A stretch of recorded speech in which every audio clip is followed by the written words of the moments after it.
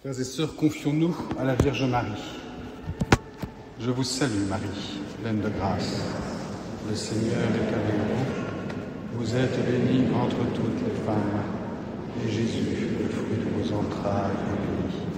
Sainte Marie, Mère de Dieu, priez pour nous pauvres pécheurs, maintenant et à l'heure de notre mort. Saint Vincent de Paul, priez. Sainte Thérèse de l'Enfant Jésus de la Sainte Face, priez pour nous. L'évangile que nous venons d'entendre fait suite à l'évangile de la semaine dernière qui nous bouscule quand Jésus nous dit qu'on ne peut pas servir deux maîtres, Dieu et l'argent. Et nous sommes dans cette continuité. Remarquons que dans l'évangile qu'on vient d'entendre, le riche, il n'est pas dit que c'était un mauvais homme. C'était peut-être quelqu'un de très bien. Il n'est pas dit non plus que le pauvre était exemplaire. Peut-être était-il délinquant. Jésus insiste dans cette parabole sur la richesse et la pauvreté, la question de la pauvreté qui, comme Jésus le dira, les pauvres, vous les aurez toujours avec vous. Lazare est la seule personne d'une parabole qui est nommée par un prénom, Dieu aide, qui veut dire Dieu aide. Lazare, ça nous dit aussi quelque chose sur un ami de Jésus qui va mourir et que Jésus va ressusciter.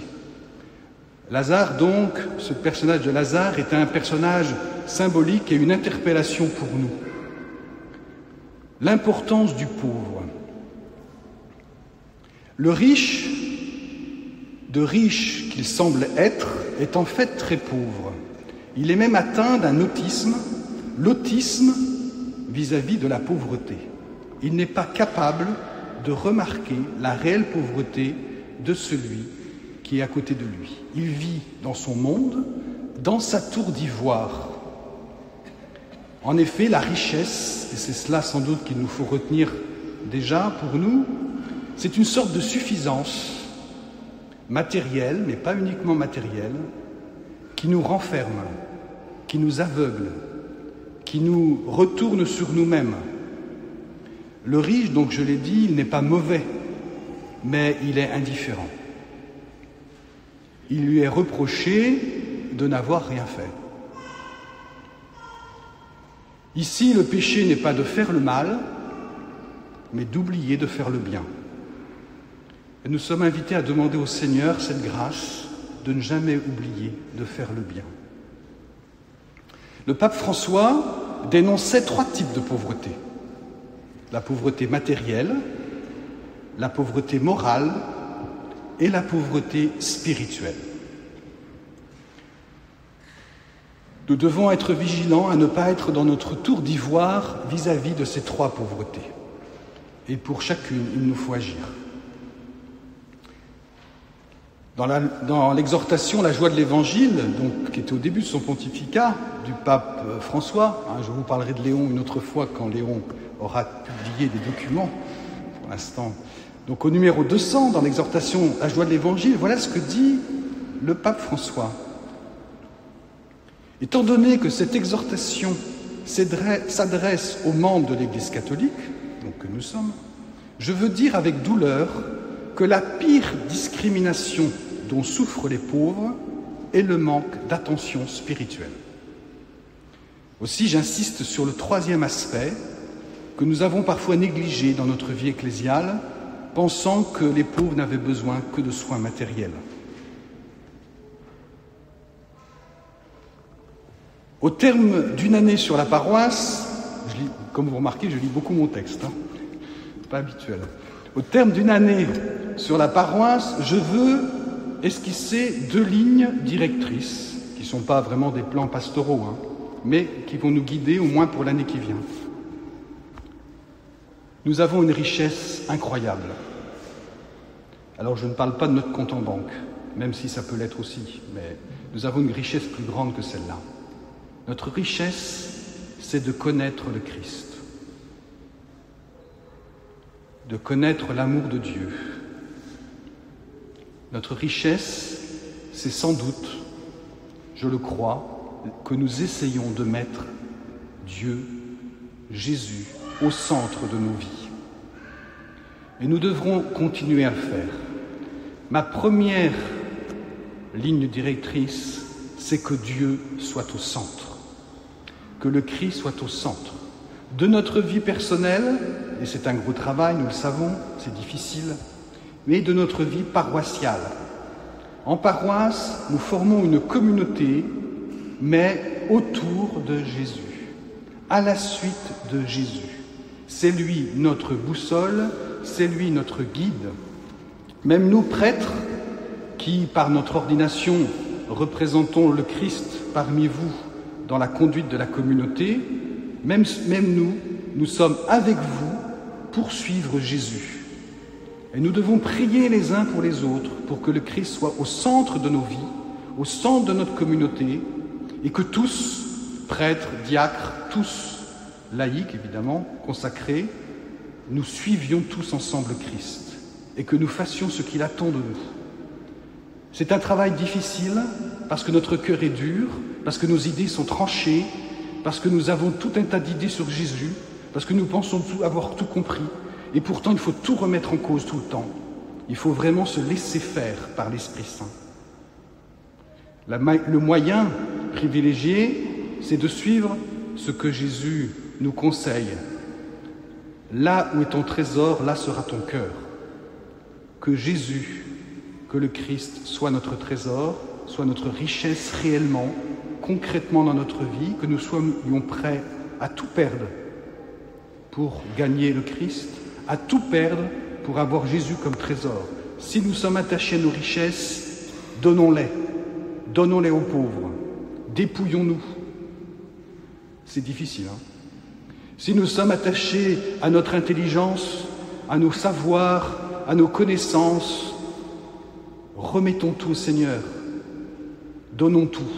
Si nous sommes attachés à notre santé, remettons tout au Seigneur. Ça, c'est une démarche personnelle qu'il nous faut toute une vie pour le réaliser. Et quand on le réalise, eh bien, nous sommes saints. Et même avant, hein, parce que la sainteté, c'est quelque chose de progressif qui se développe. On peut déjà être saint et continuer à progresser en sainteté. Concrètement, dans une vie paroissiale, comment faire pour mettre le Christ au centre ? Eh bien, l'Église catholique enseigne que le trésor, que son trésor, c'est l'Eucharistie. Que son trésor, c'est l'Eucharistie qui est source sommet de la vie chrétienne. Tout part de la messe, tout revient à la messe. Aussi en tant que communauté, mais aussi individuellement, nous devons développer l'amour de l'Eucharistie. Il y a une étude qui est passée dans Aletheia, je ne sais pas si vous l'avez vu passer.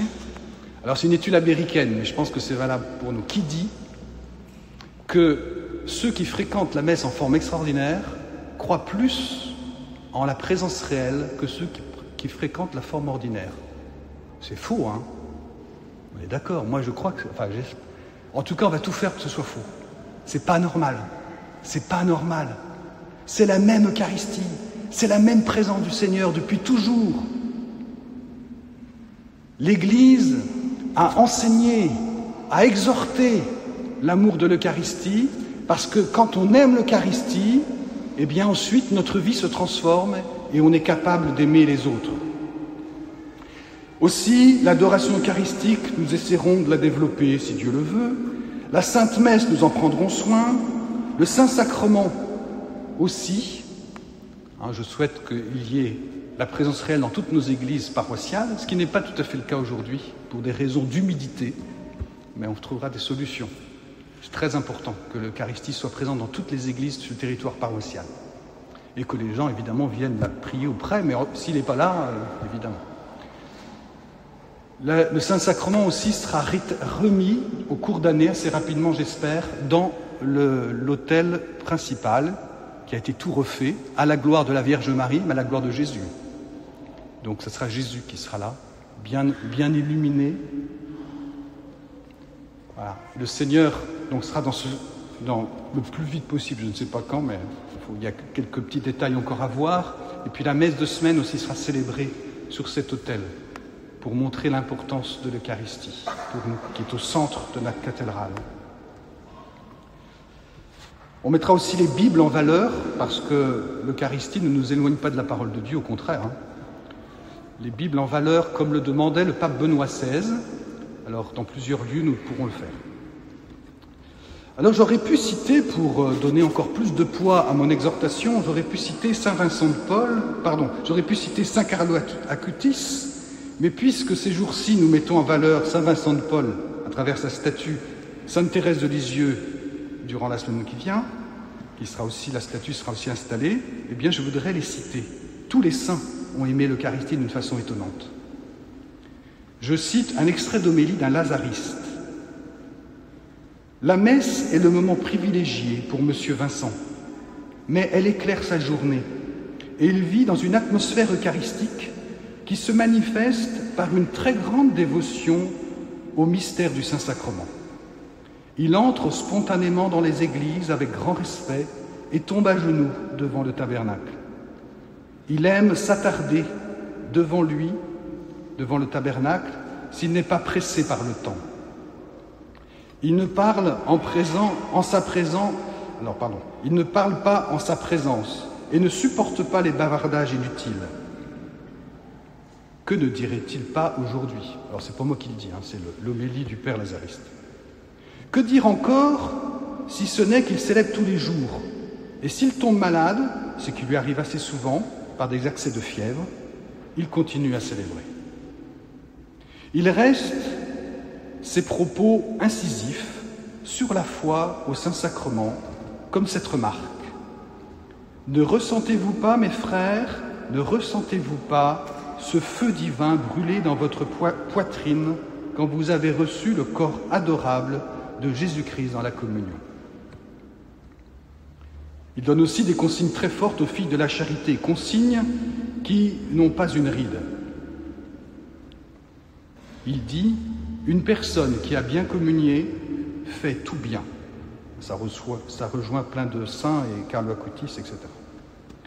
Maintenant, je voudrais citer Sainte Thérèse de l'Enfant Jésus, docteur de l'Église, pour ceux qui ont oublié, qui voit dans l'Eucharistie un modèle de vie chrétienne.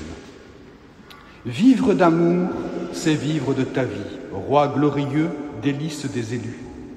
Tu vis pour moi, caché dans une hostie, je veux pour toi me cacher, ô Jésus.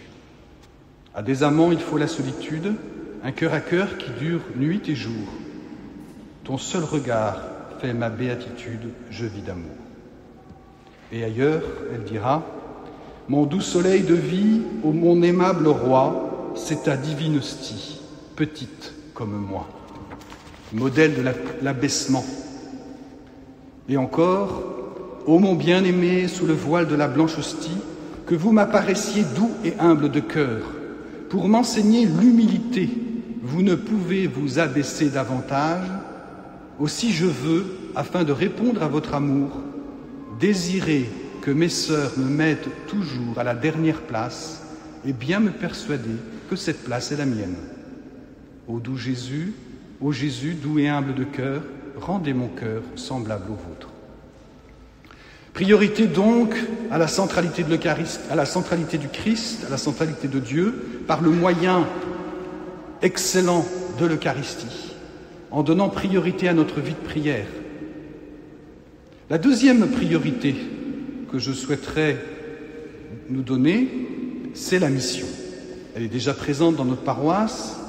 Il ne faut pas négliger de soulager toutes les pauvretés que le pape François nous a rappelées, mais il est indispensable que nous ayons conscience qu'une grande pauvreté qui habite notre société et nos contemporains, c'est la pauvreté spirituelle. Il nous faut aller vers eux, témoigner de notre foi, les conduire à Jésus, les conduire au baptême ou bien à d'autres sacrements s'ils sont déjà baptisés. Voilà, frères et sœurs, ce que je peux vous dire.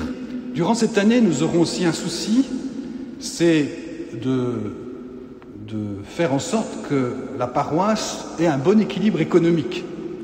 Parce que la bonne nouvelle, c'est que la paroisse est pauvre. Bon, mais la mauvaise nouvelle, c'est qu'il y a un déficit quand même. Donc il nous faut trouver des solutions. Il y aura un loto qui sera organisé durant l'hiver, etc. Donc portez aussi cela dans vos prières et puis pour que nous puissions avoir les moyens d'assurer notre mission. Donc, le Christ au centre, annoncer le trésor que nous avons dans le cœur, qui est Jésus-Christ, à tous ceux qui nous entourent. Amen.